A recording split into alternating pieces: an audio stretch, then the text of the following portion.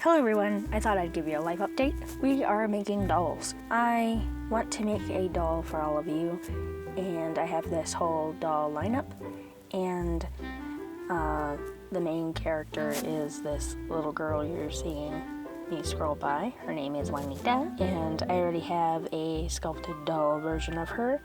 Here are the rest of the doll lineup, and there are so many different diverse body types. I made some short, some tall, some strong.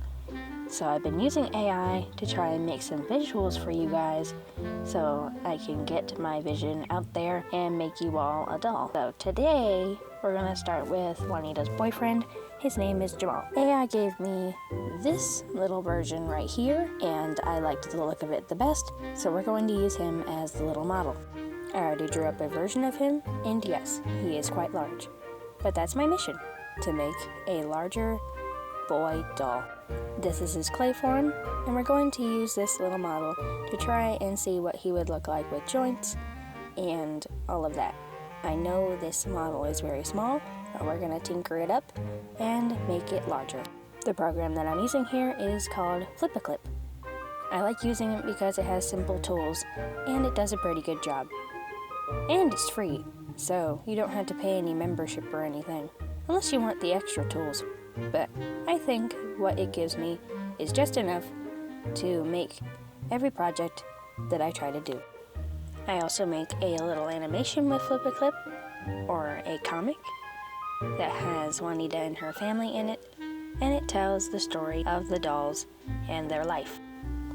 I'm trying my best to create a diverse sequence of dolls that have many different body types and natural clothing. They aren't supermodels or fashionistas, they're just normal human beings living life. Jamal is a 17-year-old boy, and he is homeschooled. He also loves to paint, and he sells his art online, and that's his job. The reason I started with Juanita's boyfriend Jamal is because he's going to be a 13-inch tall doll. And he's pretty large, so I need to figure out all of his proportions first, because how big he is going to depend on what 3D printer I'm going to need to get. Basically, the bigger the doll you have, the bigger the 3D printer you're going to need. So the drawing process of making a doll takes a lot of time and a lot of tinkering.